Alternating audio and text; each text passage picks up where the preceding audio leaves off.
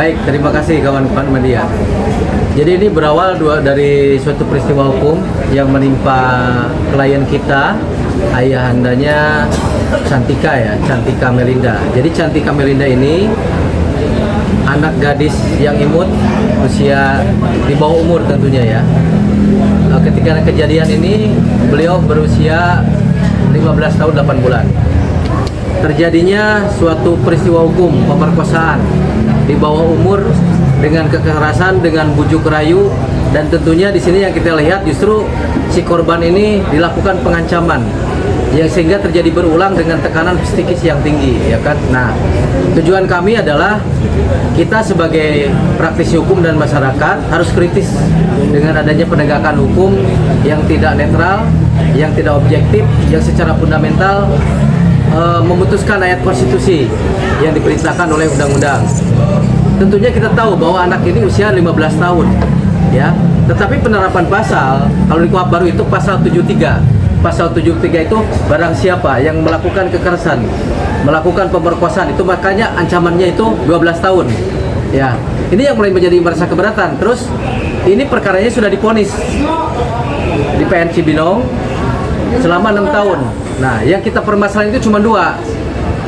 Ini jaksa penuntut umum kan kita ketahui bersama bahwa jaksa itu membela hak korban, mewakili negara, ya kan? Kenapa ini khusus pidana khusus ini kenapa tidak dimasukkan pada Undang-Undang Nomor 35 Tahun 2014? Kalau dimasukkan ke Undang-Undang Nomor 35 Tahun 2014, maka ancaman hukumannya 15 tahun dan denda 5 miliar. Nah, yang jadi pertanyaan itu apa? Terus berikutnya teman-teman di pasal 31. Pasal 31 ayat 12 2023 itu pasal ini hanya kamuflase belaka, hanya menggugurkan kewajiban persidangan. Tetapi di pasal 16-nya mengatur bahwa kewajiban hakim dalam menerapkan besarnya kerugian untuk pemulihan, dan ini tidak dilakukan. Coba bayangin teman-teman, negara memberikan anggaran kepada LPSK berapa triliun, dan kita dengar-dengar dikembalikan kepada negara. Sementara tujuan uang itu adalah untuk mengakomodir korban-korban kejahatan. Nah, ini sudah terjadi bahwa kami hingga sampai saat ini itu tidak pernah menerima itikat baik dari kejaksaan maupun putusan hakim.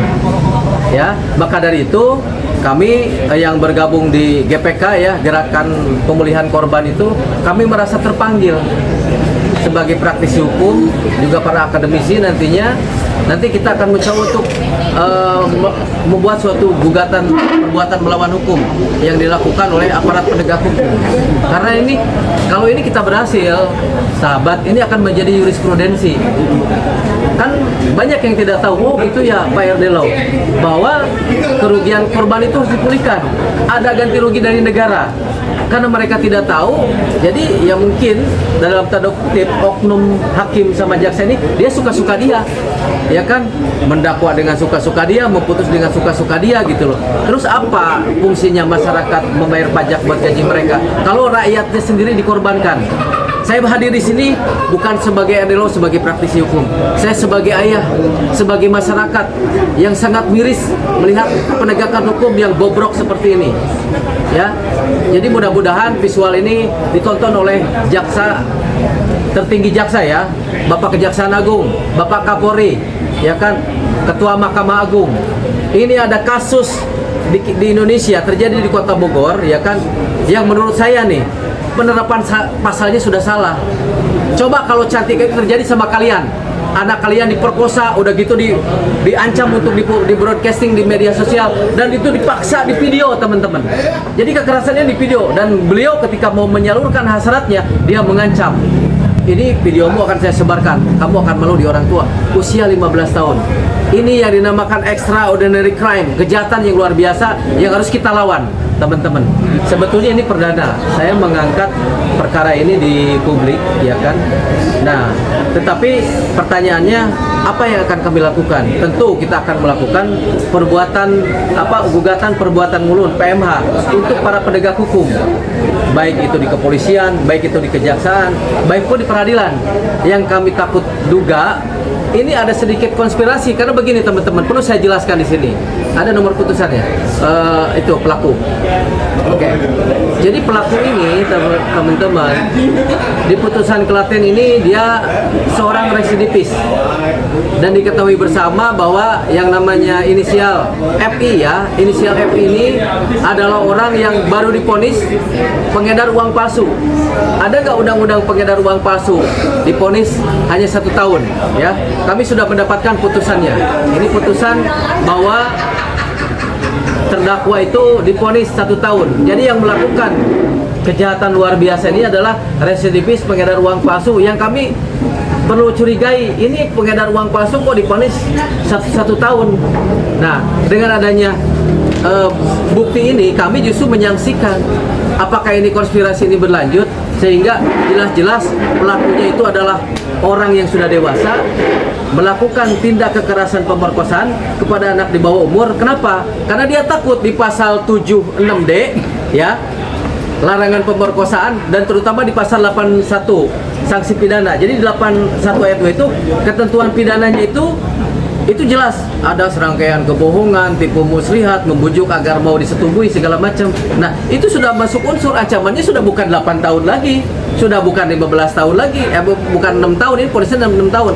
Ini ancamannya 15 tahun, denda 5 miliar. Itu undang-undang yang berbicara. Ya. Jadi entah seperti apa nih penegakan hukum ini, kok tidak bisa di dalam dakwaan itu tidak bisa menerapkan pasal-pasal yang orientasinya linear lah, atau misalkan kompatibel dengan kejadian itu sendiri. Ini kan tidak, jadi inkonsistensi. Makanya saya di GPK ya Pak, Gerakan Pemulihan Korban ini, ketika ini menjadi jurisprudensi, maka nanti rakyat seluruh Indonesia yang membutuhkan bantuan hukum dari perjuangan yang saya lakukan, silakan. Jadi ibu-ibu, bapak-bapak, dimanapun kalian berada, ketika kalian mendapatkan perkara yang sama, korban itu berhak mendapatkan pemulihan dari negara. Dan di pasal 16 tadi ditegaskan bahwa hakim jelas-jelas patut diatur oleh konstitusional untuk membantu pemulihan. Ya, bukan berarti pemulihan itu tersebut maka dilaksanakan. Ini tidak komitmen, tidak konsisten. Bahkan sampai ini setelah putusan saja karena keterlambatan banding, klien kami itu termasuk Ananda Cantika ini tidak pernah mendapatkan pemulihan. Pemulihan dari apa yang dilakukan. Apa yang terjadi kepada anak di bawah umur sekarang? Terundung, rasa takut, rasa malu, trauma, jauh dari teman-temannya. Coba kalau ini terjadi sama anak-anak rakyat Indonesia. Coba, ini akan terjadi suatu hal yang pilu, yang benar-benar menyesakkan dada ketika ada di bawah umur itu mentalnya down. Kalau nggak gila, frustasi. Apakah ini yang diceritakan oleh Bapak Presiden Prabowo mencakup generasi muda yang seperti ini? Nah, ini perlu penegakan hukum. Masyarakat, ayo kita kritis. Dan masyarakat harus tahu lebih, bersinergi antara masyarakat, baik itu ormas, LSM, media, maupun penegak hukum, pengacara, baik pengaduan di kepolisian, untuk bisa mengkritisi ini. Dan ini memang saya suarakan apa? Tujuannya adalah menjadi jurisprudensi bagi seluruh rakyat Indonesia, bisa memfasilitasi edukasi dari kami di GPK. Yang saya bacakan undang-undang dalam pasal itu mengacu kepada LPSK.